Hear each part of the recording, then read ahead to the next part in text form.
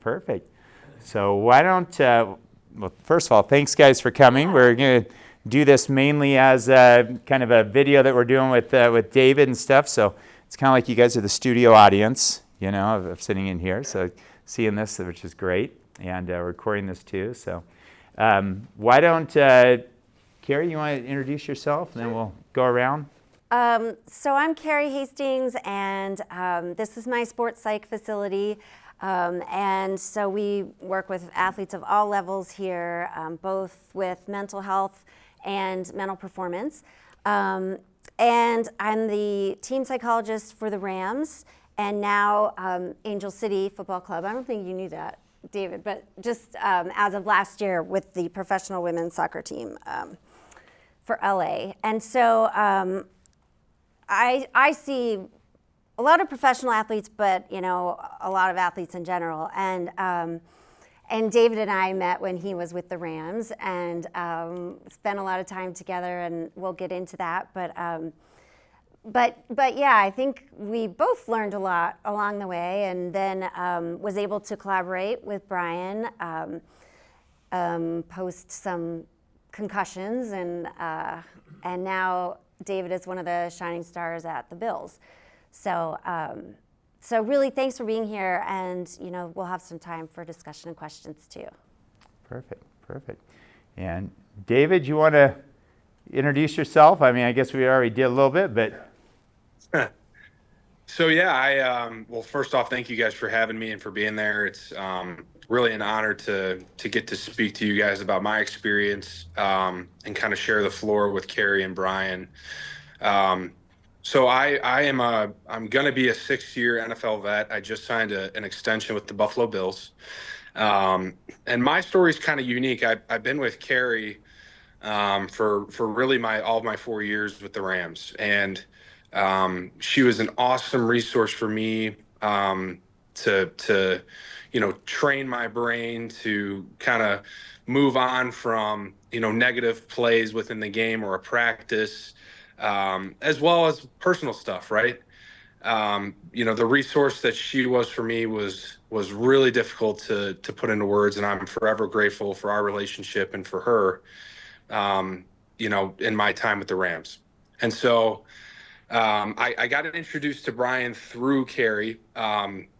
My last year with the Rams in 2022, I had suffered a pretty severe concussion and had seen a ton of specialists around the country, and really had struggled to find the right therapy to get me to 100% again. And when I first sat down with Bryan, I did the brain map and was able to kind of put words into physiology of my symptoms. Everything made total sense, and kind of was the therapy and the path to recovery that I was really looking for. So that's why I'm here. I'm eternally grateful to Bryan and to Carrie for what they've done for me, not just as an athlete, but also personally. Awesome. Perfect. Thank you, David. That's great. And I'm Bryan Hixson, and I'm a neuroscientist. So from a neuroscience perspective, my job really is to look at more of the physiology. I always say I'm like the physical therapist for the brain, and to really look at how those neurons are firing, how that electricity's working in the brain, make sure the brain's shifting properly. I always say I can unlock the brain so that all Carrie's strategies can start working well, right? But sometimes when there's a concussion or when there's physiology changes, then we can't do a lot of those strategies until you kind of unlock the brain and get that physically working well.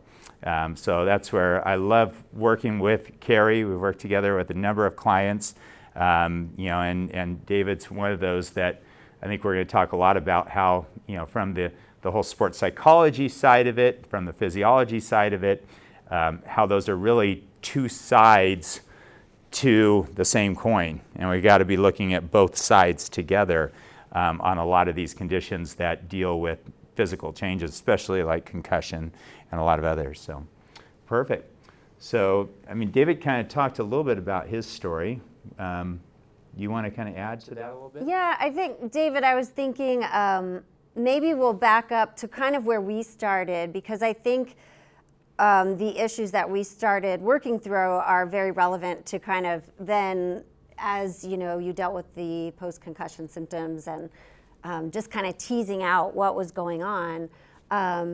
So maybe if you want to speak to some of that, and primarily there was anxiety, which is hands down the number one issue that I work with these players.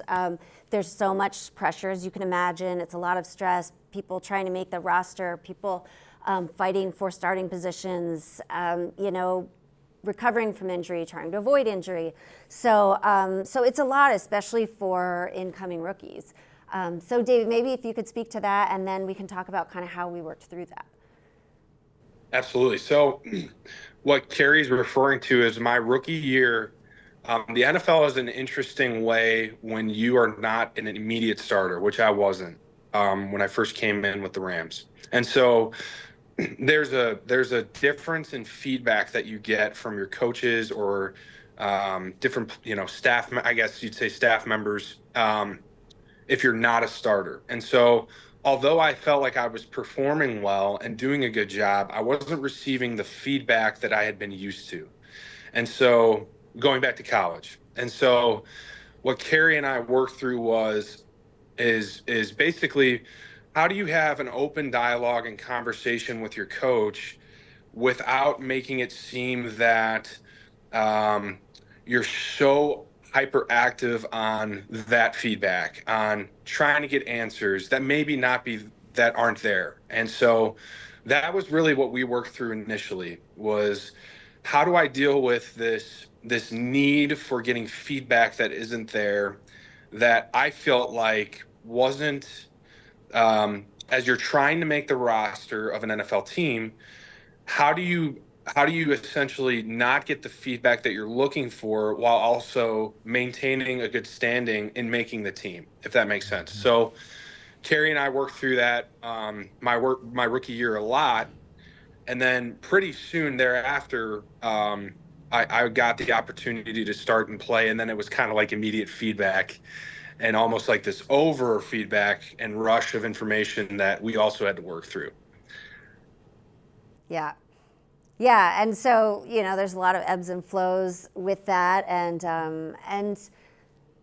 I think over time, the anxiety that you started with about some of those things, he was able to learn some tools to help regulate that, and really, after 2 to 3 years, you were in a really good place, and good, with communication, and just if he did feel that coming up, he kind of knew how to manage it. And so, go ahead. I was just going to say, the tools that I learned my rookie year have really laid the foundation for my entire career.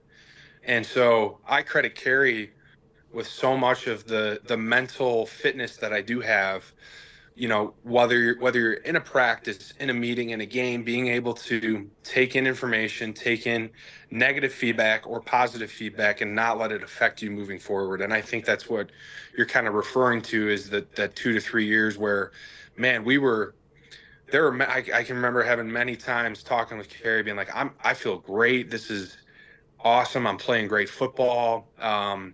Yeah, there's a play here or there that you wish you had back, but that's just football. That's life, right? It's not going to be perfect. It's not going to be all great. So that was really the lead into the rest of my career with the Rams and time with the Rams and Carrie. Yeah, and this history is important because then David did endure some, not just one, but some concussions, and kind of had some, to me, classic case symptoms. And at first, with the training staff, we were kind of trying to figure out. I knew that his anxiety was in check. I think because not much was showing up in their scans, they chalked it up as anxiety. And so that's where David and I had to really work together to establish, okay, let's make sure. And as David said, he saw all sorts of specialists, and ultimately, just knowing Bryan and what Bryan does at Brain Performance, I said, I think this is worth a try. You're exactly the perfect candidate for this, and it's easy, it's non-invasive, and you can kind of get a before, during, and after look at the scans. So, so why don't you guys can talk about that part of the story. Yeah, you want to lead out, David? Good. Sure. Okay. So basically what happened was I suffered a concussion in a practice leading into the 4th week of the NFL season in 2022. And the reason I think it happened was we were playing a very specific style of defense in the San Francisco 49ers that week, very different than our defense and the defense that we had played previously. And so I immediately reported those symptoms and went through the protocol. Still didn't feel right, but I was trying to make sense of these concussion symptoms, how to manage it, and how to safely come back to play. And I had never suffered a concussion with symptoms. Like, I've never had any sort of symptom in my career playing football, going back to when I was in 5th grade. I had never felt the symptoms that I had been feeling, which were primarily, I was really dizzy with any sort of rotational work. I had severe ocular and vestibular problems, so felt like my vision was collapsed. If I had to strain to focus, I got nauseous. Had headaches that would kind of burn off toward the middle of the day. Trouble sleeping. That was like the number one thing. I was on so much melatonin just to fall asleep that it was crazy, the amount of dosage that I was taking. And so I went through that protocol, came back to play, was still not right, and found myself like, what do I do? I have, at the time, 2 young kids. I'm trying to navigate these symptoms. I'm not getting better. I feel like I'm getting worse. I go see another specialist and then another specialist. And it was kind of like you have to rehab and do this and that and retrain parts of your nervous system to get back to the baseline that you were. So I did that. And then I came back to practice, and it was like almost like a reset button. Like I just hit a reset button and all my symptoms came roaring back. And so, to Carrie's point, like it was hard for the training staff to put their finger on what was happening, because I got an MRI that was clean. I had all these different sort of objective testings that were not of concern, I guess you'd say, but I still didn't feel right. And so that's when Carrie and I sat down and, we're trying to talk through what's being said of me, what's being told, and the story that's being portrayed of me. And it just didn't feel right because I wasn't feeling right. And so that's when we got hooked up with Bryan, and I got the EEG, the brain map, and that completely changed, I feel like, the course of my life as a professional football player. But also personally, I was dealing with so many different symptoms that affected my normal life way more than my football life. And so I guess, Bryan, you could talk a little bit about, the objective physiology that was behind my scan. But I feel like it was a complete game changer, seeing Bryan and being able to put into words what I was feeling from a physiological standpoint. Awesome. Do you mind, David, if I bring up your brain maps? Go ahead. All right, perfect. So let's bring that up here. So here, you can probably see that on my screen there, David. So what we're looking at here was his first initial EEG that we did the brain map. And you can see all this red is 3 standard deviations higher than where it should be based on a normative database of the same age. So whites and greens are perfect. These are all areas that are staying so high up. And these are theta waves, which are going to be very fatiguing waves. These slow down the brain. It's fine to produce this when you're dead tired or when you're waking up or going to sleep. You don't want to produce these waves during the day. Okay? This slows down all that frontal lobe.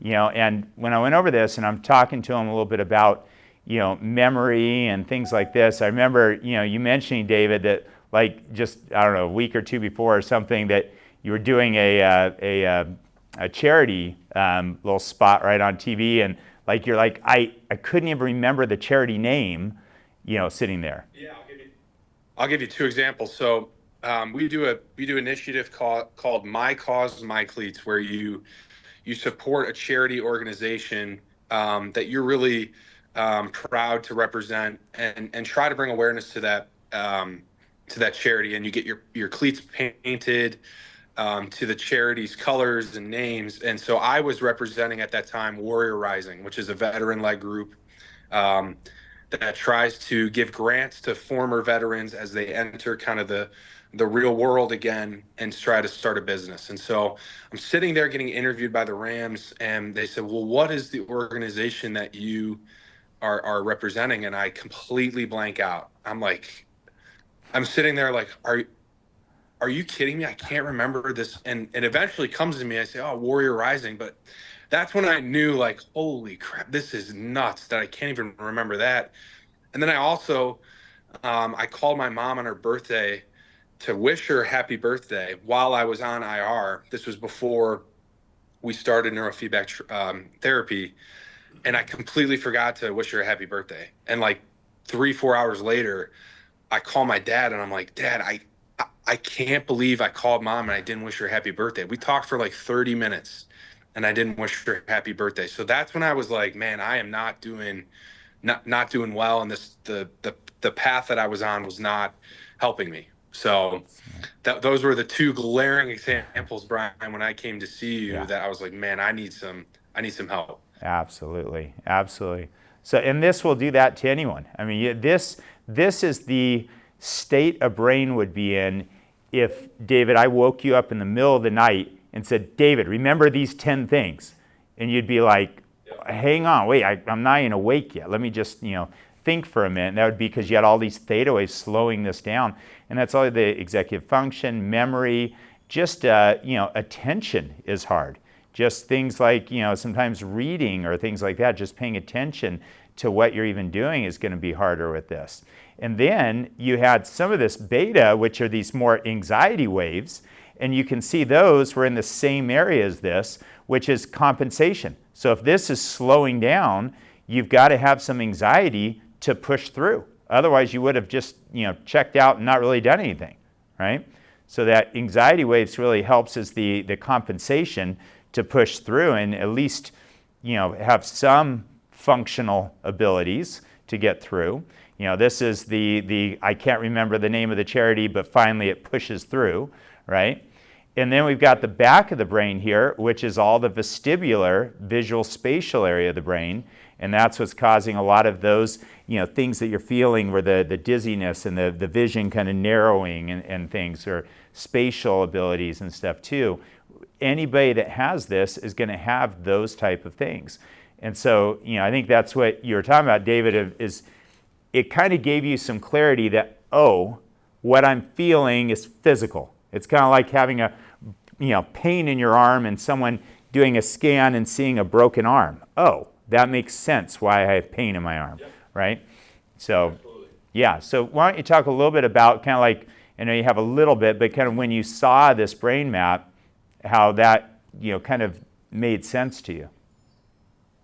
I felt like when I, first of all, you didn't, when we did the brain map, and I don't know, Carrie, if you remember this, I told you my symptoms and you scrolled down like you just did and you go, everything that I was feeling had a correlation between the theta and the beta waves.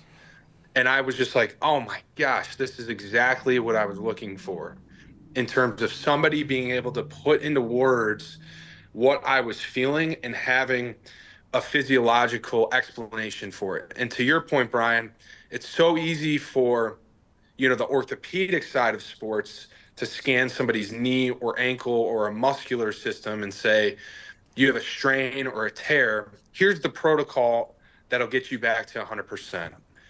Well, for me, and we talked a little bit about it with Carrie, with the brain, it's not like that until I saw you, and everything made sense. So like I can remember just going through well, your delta waves look good. Here are your theta waves. Tell me how you feel. And I said, I'm exhausted. I can't sleep well. I can't focus.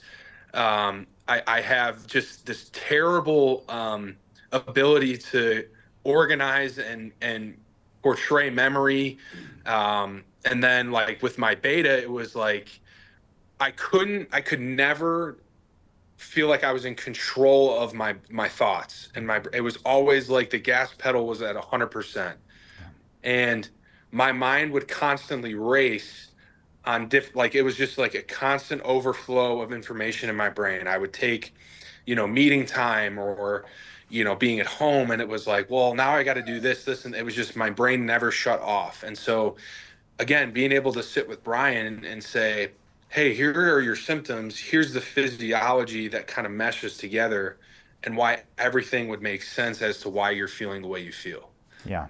Yeah. I love that. I love being able to show the physiology behind the behaviors that are created, where so much of the time we're looking at the behaviors, but you cannot change that when the physiology is here. And the great thing, why you even came to us and were aware of that, is because you knew through Carrie that those behaviors were not there before. You knew this wasn't just you're having some anxiety from football or something else. It's like, no, this feels very, very different. It'd be different if maybe it was your rookie year and like, okay, is this normal? But you've already worked through those things and knew where you were from a baseline perspective. Absolutely. Right. Absolutely. Yeah. And then, it's so cool to see some of this progression to, from the first brain map up here to this was your second brain map where a lot of that was going away, right? And that was kind of right after a series of sessions. And then this was after, you pretty much got completed when we saw you at the, this was in December of this year here, where greens, yellows, whites, all this is totally in the normal. So, one little speck, which everybody has one little speck, that comes through there. But this looks great. And this is a brain that doesn't have all those fatigue waves. Those neurons are coming down to a normal resting state where, I always compare this brain map down here is like having a great heart rate that when you run, your heart rate goes up, you stop running, your heart rate goes down, right? It's very situational. We want to have acute anxiety at times. We want to have a resting state that's down, but then when there's stress in our lives, our stress waves should come up and handle those things and then come back down to a resting state. And that's acute anxiety. That's great. We don't want chronic where it starts staying up, whether we're at rest or in an anxious situation. Right? So, but yeah, thank you, David, so much for kind of explaining that from your perspective too of what that feels like, because so many people are like, what is going on with me? And I think when we start measuring it, and we need to treat concussion like you treat an ACL injury, where you scan it, you see where it is, let's make sure we don't put you back in until it's healed, and then it's healed, and then you're fine. Where you are right now, you could get another concussion and it'd be like getting a very first concussion, not something on top of the other, which is more cumulative. Right. So yeah, and I would say too, like, the one question that I had or have when people ask me kind of my therapy and recovery from that concussion is, well, how did you know that you felt better? Or how did you put into words kind of the changing point in the first scan that you guys saw with all the red and the orange to the last scan where I had all greens and yellows, right? And I felt like it was like my brain was like a car, and I could shift in and out of thoughts and conscious and unconscious and spacing out and being focused. And it was like I was in control again.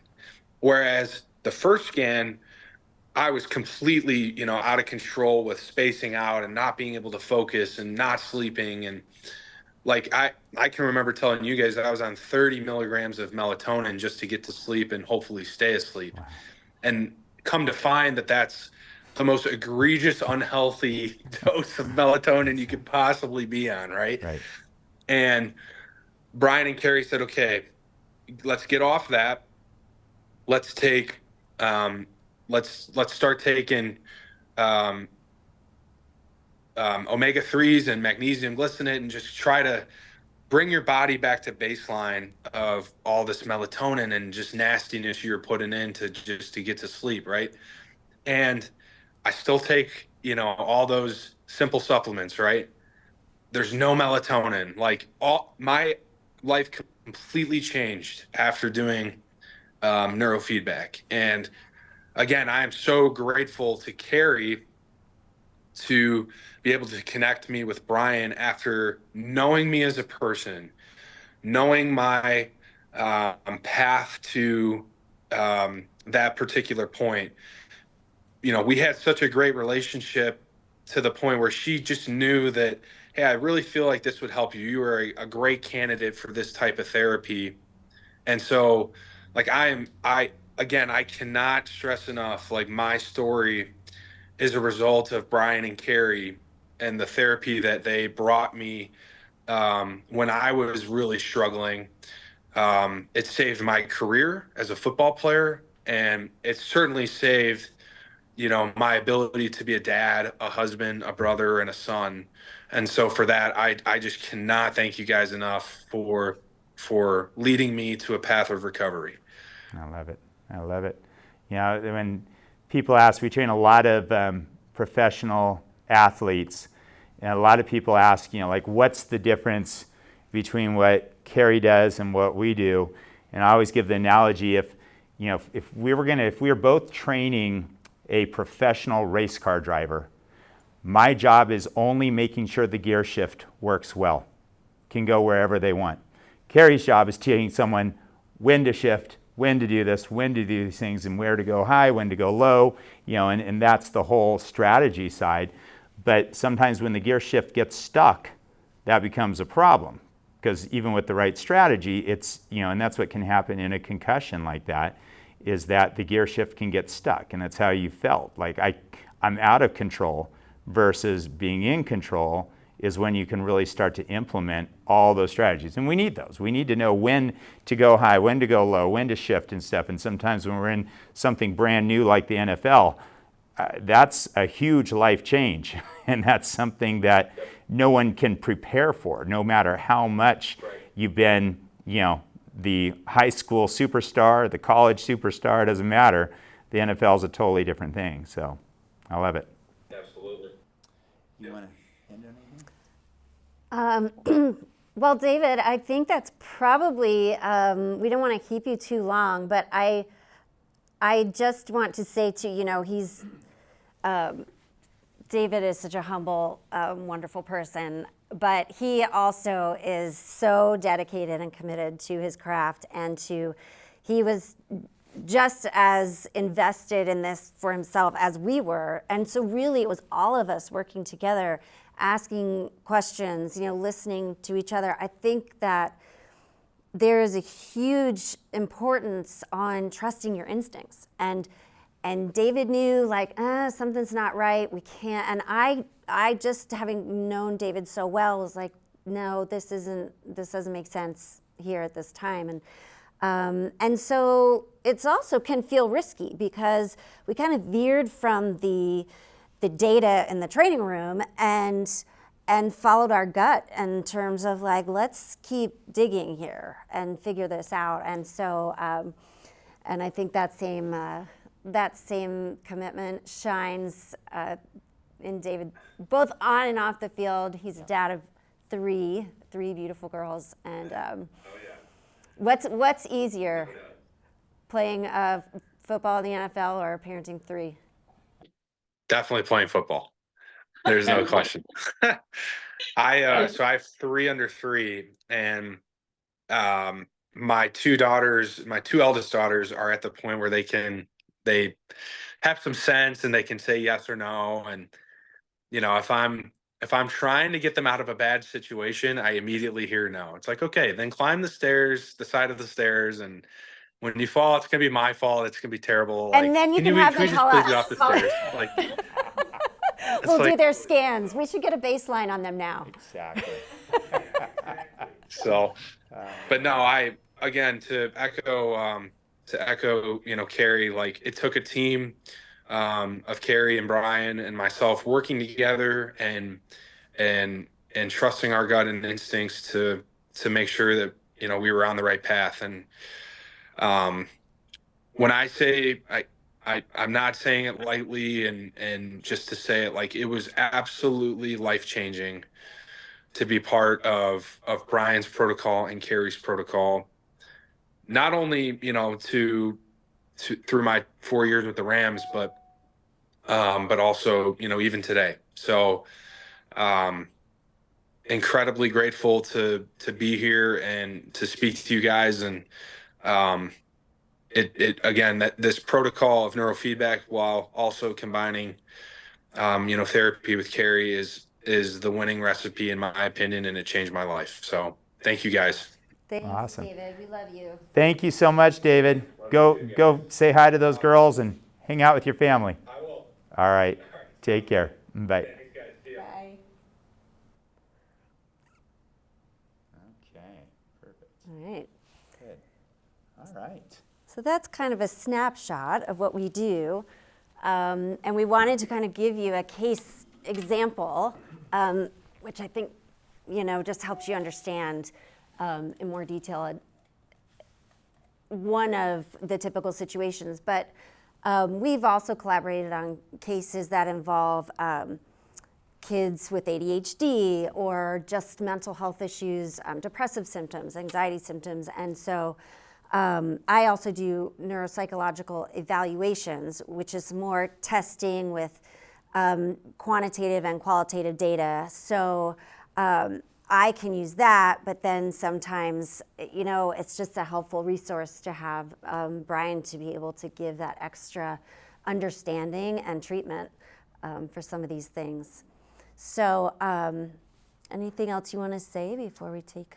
I couldn't agree more. I think that, my goal probably in the next 10 years is not to keep doing what I'm doing as much as get this neurofeedback integrated with therapists, right? Because it's I always say it's kind of like the orthopedic surgeon that never had an MRI and then all of a sudden gets an MRI, right? And now they can see the imaging side and they can see here on both sides. And it's kind of like the missing piece, the physiology is the missing piece. That's really, I think once the physiology is good, therapy will work nearly 100% of the time as long as there's, someone that's willing to do it and stuff. And that's going to be a pretty cool thing, I think, eventually when all this integrates together and is just kind of a standard practice of working together. So. And it's really just two different types of repetition. So, the neurofeedback, it's these repeated exposures that are, you don't even know it. I've done it, and it's actually very relaxing. and that through those new targeted areas and the neurofeedback are changing the patterns of your brain's functioning. And then through therapy, it's kind of the same thing in terms of teaching someone new patterns, new tools, so that through repetition of those either mental or physical behaviors, you're reshaping the brain's patterns and the firing of those neurons. So hand in hand, it really is a great recipe, and we've just seen a lot of success in terms of healing and functioning. Absolutely. I always say neurofeedback does not undo all our habits. It doesn't change all those habits. It makes you able to change them, but it doesn't change them. I give the analogy of if you got a right knee injury and then, because of that for 5 years you had that right knee injury and now you're limping on your left leg for 5 years. When we go and fix the right knee, it doesn't get rid of the left leg limp.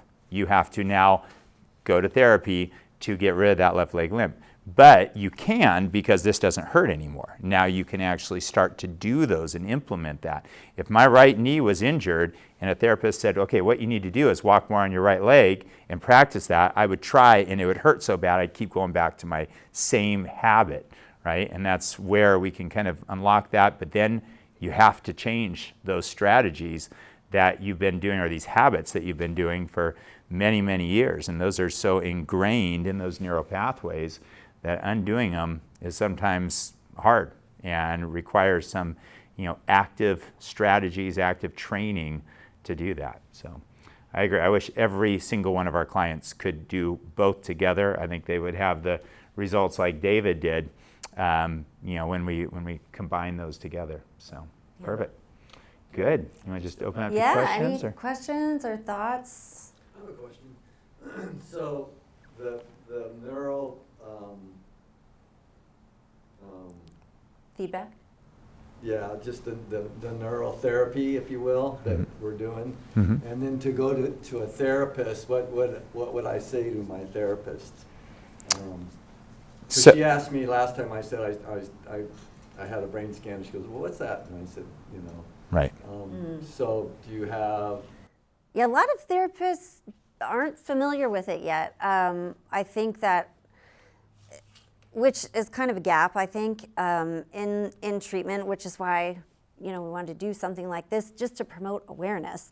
But, it just comes down to like what the person is coming in with, even if they start with a neurofeedback, and then going to your therapist and basically saying, hey, I'm being seen for, I'm doing neurofeedback right now for this and these symptoms. How can you help me, therapeutically here so that we can combine the treatment? And Bryan and I will consult along the way too, to kind of see, I'll see where he is with the scans. I'll review the scans. I'll sit in on review meetings with him and the patient.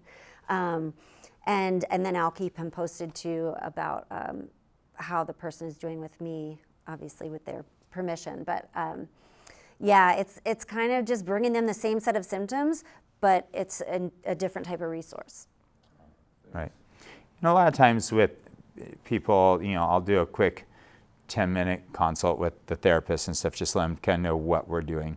It's always interesting to me whenever, like, a lot of times when, a client is describing neurofeedback to their therapist, they're like, I don't know, I'm playing like these video games and watching movies, and somehow it's changing my brain, and we wonder why the therapist is confused, right? It's like, Would you be willing to do that with? oh yeah, I do it all the time. She knows about the brain because she mentioned the delta and the Yeah. brain, and Yeah, that's what it is. That's what it's called. Yeah. So she knew about it. The brainwaves and stuff, most therapists, a lot of our neurofeedback technicians are gone through a psychology degree over at Pepperdine or other places. My son's gone through his neuroscience degree and all these things. And almost every psychology course now covers a little bit about brainwaves and stuff with it, as bringing in more and more neuroscience into it as it's getting more out there and stuff. One thing that has limited some of this is that most of the psychotherapy, or not psychotherapy, but really psychiatry, has been focused on pharmaceuticals, right? And the pharmaceuticals are what is kind of the normal, typical that we use for treatment of a lot of these type of symptoms. But the problem occurs is like for David, when he has all this slowing, yes, you can take a stimulant medication, but that stimulant medication is going to speed up the entire brain. It's going to hit all this anxiety waves here and speed that up too. It speeds up all of these brain waves. It cannot localize to just your theta waves, increasing or speeding that up, processing in there. So, the problem occurs is when someone has like a concussion, one area of the brain, you're using medication to affect the entire brain, and you can have a lot of side effects with that. And so that's where we just have to be careful. I'll love it one day when, just like I would love for this to be integrated with therapy, I'd love for every primary care doctor, psychiatrist to say, okay, you want to go on medication, let's do a quick brain scan and see where your brain is. If there's diffuse activity across a lot, like if someone only had theta activity across all of this and everything else was clear, well, for at least a short period of time, medication could work well in something like that, speeding it up. There probably wouldn't be as many side effects to do that, versus if someone has more like what David had here, we'd know anything we do to speed this up is going to send this through the roof, and anything we do to help his anxiety, to sedate that, is going to cause more sedation here, which will cause more drowsiness, fatigue, and everything as well. So when you have these slow waves too many and fast waves too many, that's like having the gas and the brake on at the same time. And you can't do one without affecting the other. And yeah, so it's going to take a little while, I think, before, I mean, I work with a lot of psychiatrists right now and a lot of neurologists on, even recommending, based on a brain map, what medications might work best for people if someone wants that. I do feel that most medications should be a bridge strategy to get them to a certain place until we can get the underlying physiology fixed and corrected. Where I think a lot of times right now, people are very quick just to throw someone on it. If it's working, okay, stay on that SSRI for life, or stay on that Adderall for life, or stay on this. And not to mention there's side effects, but also it starts being less effective over time too. So there's that side of it as well. Yeah, and I would just echo what you just said from a psychological perspective.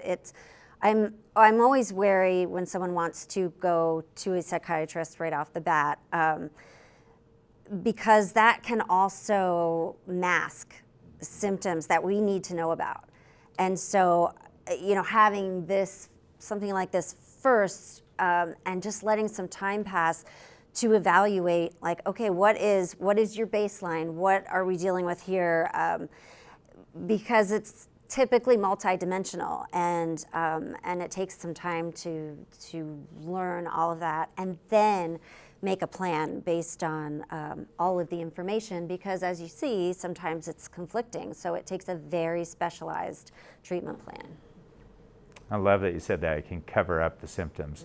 I always tell people it's like if you had a knee injury and you just took Tylenol and you said, okay, it's covered up the symptoms, I'm fine.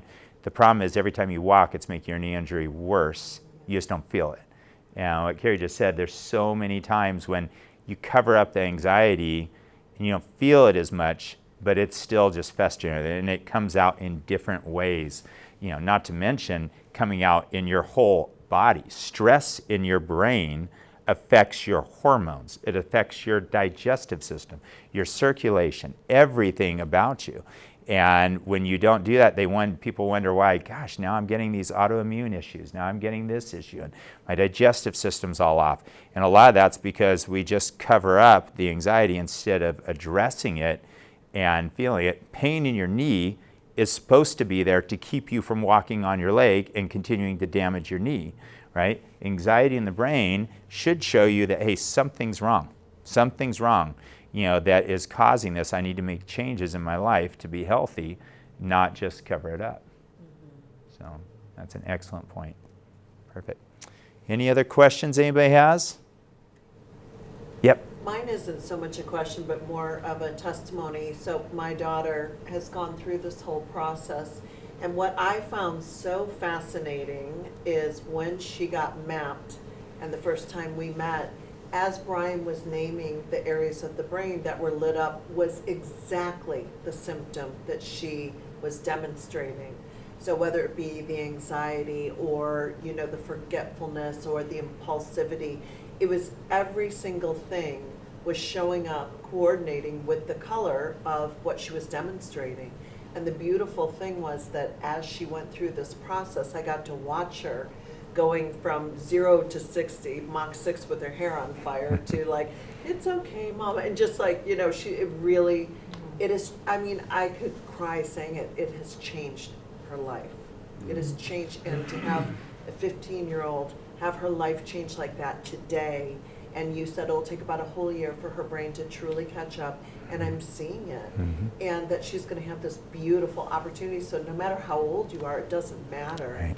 to be able to do this and couple it, whether it be with therapy or coaching or whatever that takes, to have the opportunity to be able to lead a life that you deserve to lead. So I think this is just so amazing.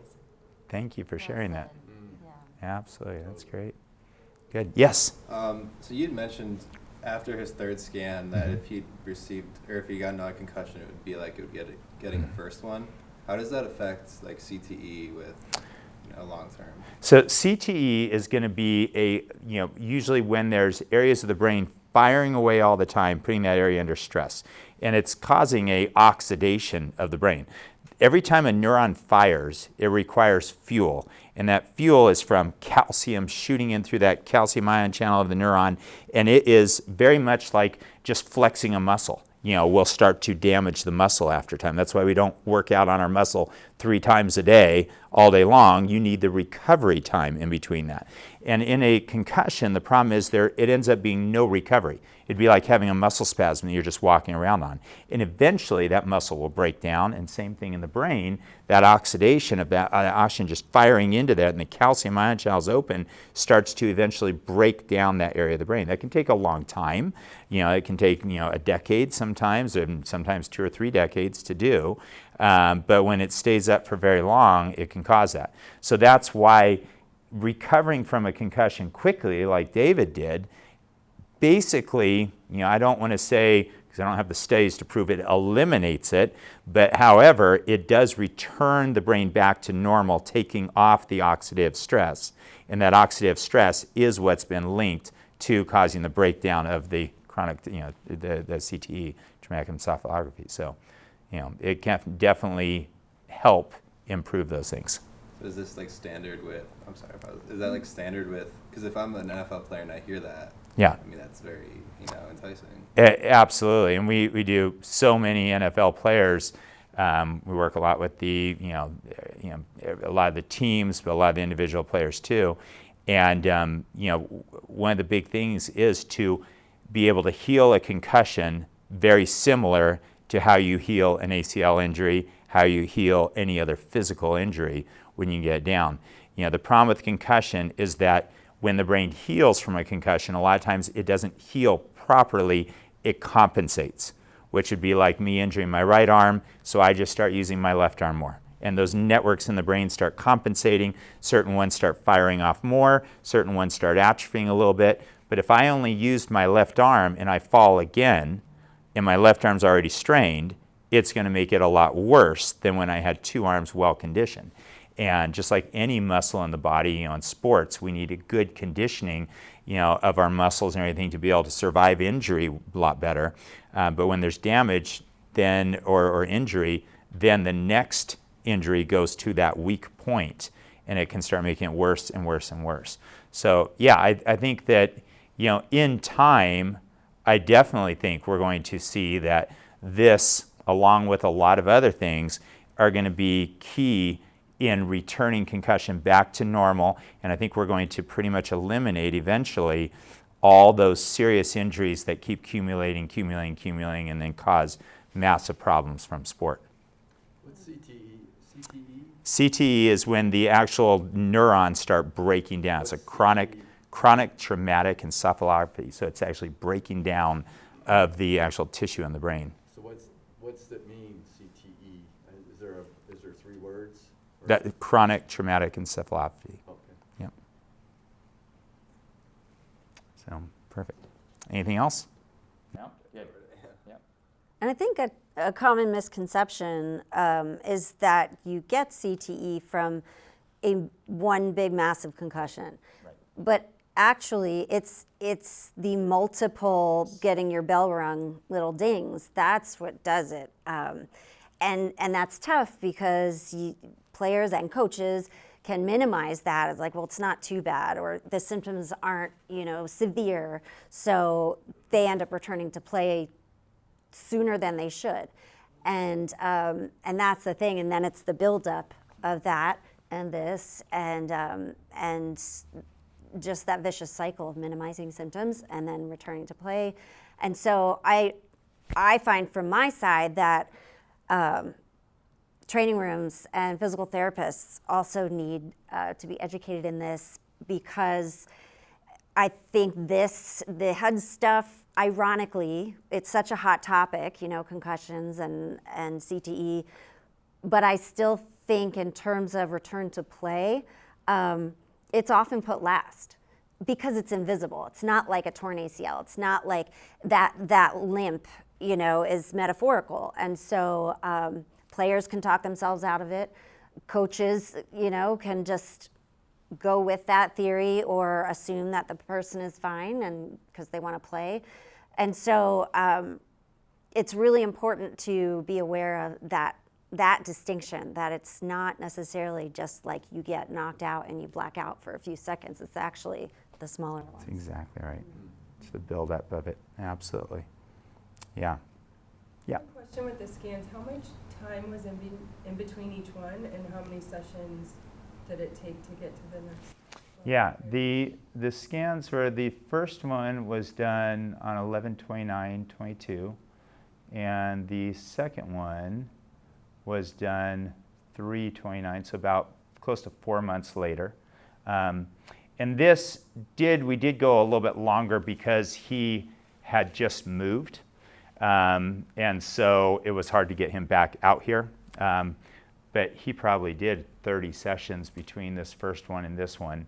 Usually we do about 15 and then rescan, but just since he was gone and wasn't able to come back into the office, we had him just keep going. I like to see the second scan and then redo the protocols based on where there's activity left, not just hitting everything, because certain areas will clear up faster than others, and that way we can focus on that. But when we don't have the ability to do a second scan, we have people fly in from other countries all the time, other states all the time. They can't just pop in for a brain map every 10 sessions, 10 to 15. So we'll just keep going. And then this one, so that one was done, we said, on 3/29/23. And then this one, or I'm sorry, his last one, if I can get to it there, was done here right before Christmas of this year, when he was back out here. So he came out for playing against the Rams, or no, it was, I think, the Chargers game. And so we were able to go down to his hotel room there and do a brain map on him right before the game. So, yeah. Was he feeling back to normal after the second scan? The second scan, I think he was feeling a lot better. A lot better. I think he basically, I believe he told me about maybe 80% better. Yeah. 75 to 80%. Significant difference. Yeah. Yeah. And just I know for David, like, just as he said, like, being able to put it into words for the first time. I remember him saying to me after his first scan, this is the first time something's made sense. And he felt believed, and he felt, could match his symptoms to words and pictures. And, that's also important. I do feel like there is kind of a spectrum of not guessing, but like assumptions, or just kind of because that's the nature of the beast here. It can be very vague, and concussions are on a spectrum. And so this helps really pinpoint, the location and the intensity and where to target. Absolutely. And this is the white here in the middle. This is compared to a National Institute of Health normative database that's in, hundreds of peer-reviewed journals and stuff too, used, for it. And, a lot of people ask, well, is this a performance thing? Can you see IQ? Can you see how well someone thinks? I always tell them, no, this is a resting state. This is no different than getting a resting state heart rate. Okay, if I did a resting state heart rate and LeBron James did it, we would probably be pretty equal. But you put us both on a treadmill and do a stress test, he's going to blow me away. Okay, so that's more performance side. This is not about your IQ. This can slow down your normal IQ because this fatigue slows down that. Just like if I had a extremely low heart rate, I might have a hard time running, right? Or if I had extremely high heart rate, I might barely start to run and feel like I'm going to have a heart attack right away, where I just don't have any reserve to be able to stress my heart, because it's always under some stress. And so that's what we can tell here. But again, this is not a IQ test. This is not a performance test. A lot of even what Carrie does is the performance side in the neuropsych evaluation. You're evaluating how well your brain's performing under certain tasks. And that information, along with a resting state, can give us a lot of valuable information together. And that's, with or without concussion. That's, like Bryan was saying, so if somebody comes to me for an evaluation because they are easily distracted, or they want to, and that's interfering with their ability to do well academically, stay focused. Same thing if they are struggling with depressive symptoms. That's going to show up here, in the orange or red, because that is the blockage. That's what's getting in the way. And they may have a perfectly healthy structural brain in terms of, no brain trauma, but that's the thing with mental health too. It is neurochemical. Exactly right. Perfect. Good. Any other questions? We'll wrap it up and let everybody get home. I guess that's why I don't need my hormones so much anymore. It's something to do with this. I haven't had them for a year. It's like, That's what's going on here? That's awesome. I love it. Yeah. Well, stress plays a huge piece into dysregulating hormones. And, I think a lot of people, tend to be more women, right? Typically are looking for hormone replacement therapies and all these things that are happening. But a lot of it is the stress on them that is dysregulating things. That's why, I just did a testimony earlier today, or had a client come in and do a testimony that, that she had all these hormonal issues around her cycle and everything. And once we normalize this, she's like, my cycle snuck up on me. And her word before that was, I'm like a mad woman 7 days before my cycle. Like, my husband knows it, everybody knows it. And she's like, it all changed. Now, obviously we didn't affect the actual cycle. We just took down the stress load, which gave her body enough reserve to handle the hormonal fluctuations that are happening. When you're here, your hormones go like this and hit these symptoms up here. When you're down here, your hormones go like this, and you have plenty of reserve to handle that. They still cause stress on your brain, but it's causing normal levels of stress here, not these intense levels. And those intense levels of stress constrict muscles, cause more cramping, cause more dysregulation of all these things. That's why it can cause so many physical things. That's why so many people have stress. They carry it all in their neck and shoulders, all this tightness in their neck and shoulders. Their jaw is up, teeth grinding at night, TMJ issues, all these things. And most of that is due to stress. I'm sure you see that all the time with clients, right? And myself. Yeah, exactly. Exactly. What's TMJ? Yeah. TMJ is in the mandibular joint, where it can actually constrict the muscles, and you can get this like clicking sound, like when you open your jaw, like clicks and stuff, and can cause a lot of jaw pain and just tension in the jaw. So sometimes, the TMJ issues can be a structural thing in that joint too, but other times it's a muscular thing that pulls up the joint and puts so much pressure on it that now it's causing the problem. So, good. Yeah. One, I really appreciate you guys putting on this event. Yeah. And bringing awareness to neurofeedback. And I'm currently in a PsyD program right now at Azusa Pacific. Oh, perfect. And when I talk about neurofeedback to my people in my cohort and my psychology professors, they don't really know too much about it. Right. They know of it. Yeah. But they're like, I know about it, but I don't really know about it like that. And I was talking to my head director of our program, and I was discussing with him the possibility of incorporating neurofeedback into our therapeutic practice. Yeah. And he was like, Caleb, that's something that psychologists do kind of on the side. It's not really what they are known for doing. Right. Because I go to a school where they have a specialization in psychodynamic practice. Yeah. Where we focus on the past and emotions and whatnot, and not very much on intuitive in the brain per se. Mm-hmm.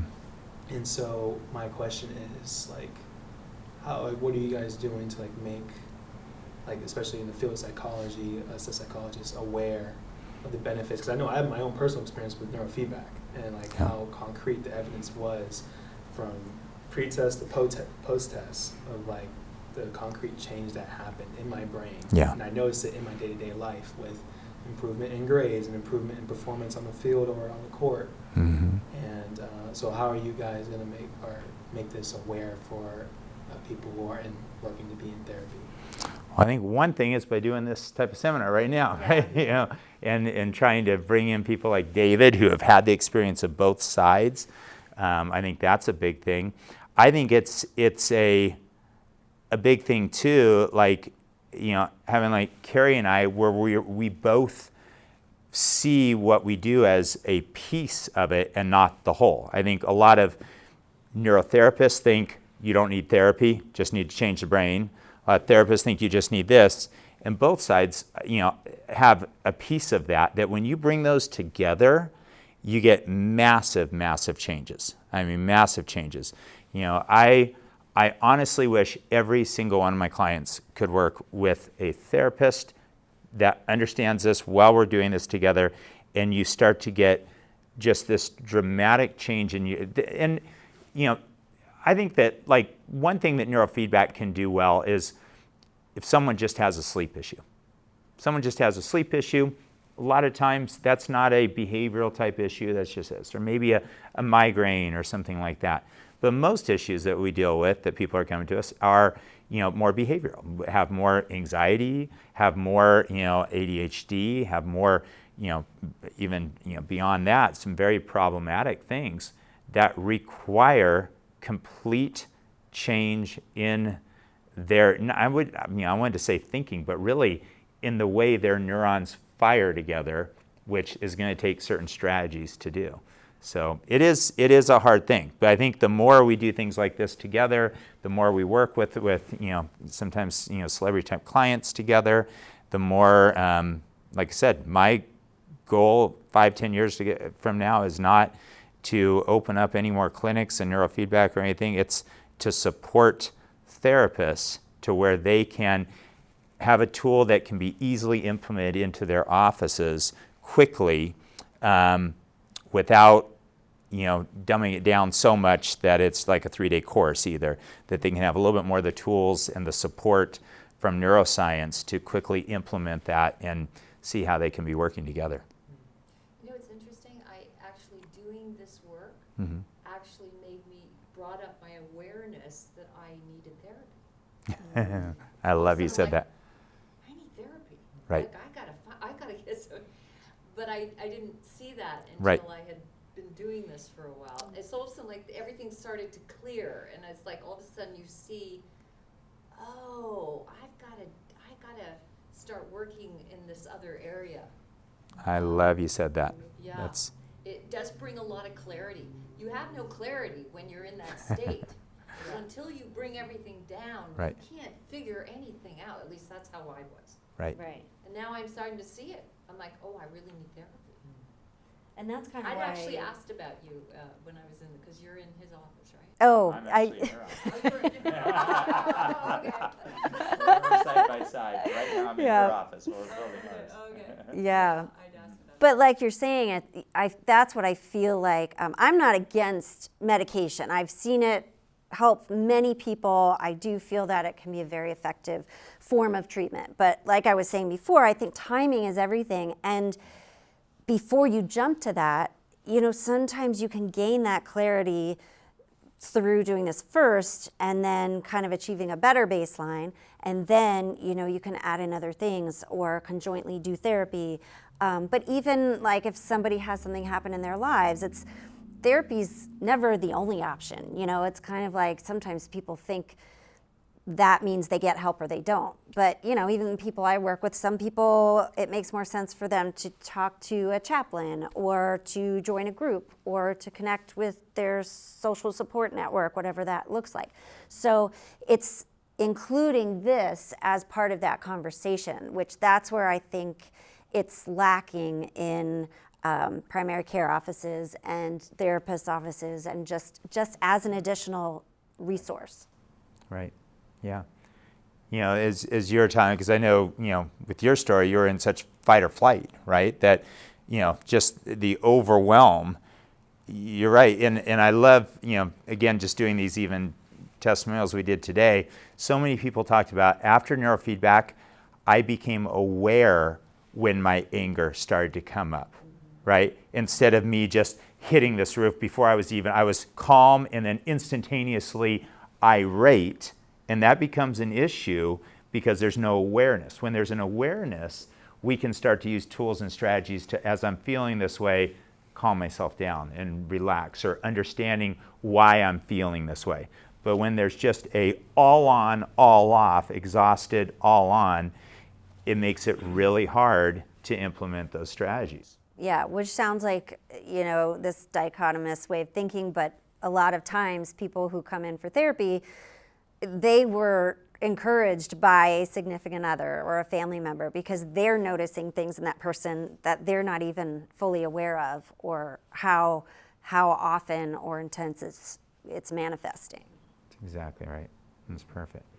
Yeah, we work with so many kids that the parents are like, they go from 0 to 100 instantly, that consequences don't even work anymore, over and over and over. And I was telling them, with neurofeedback, we're not going to change their behavior. All we're going to do is give them a little bit more room to think before they do something. In that little bit of time, they can start learning from a consequence. They can start learning how a reward is better than the consequence. They can start, taking hold of certain strategies of feeling that way and making changes. But when there's no time to think before we react, it causes a lot of problems. So, good. All right. Well, we want to get you out of here not too late. So thank you guys again so much. If you have further questions, just reach out to either of our organizations, and happy to answer them. Perfect. All right. All right. Thanks Have a a lot, great night. guys. Thanks for coming. Thank you.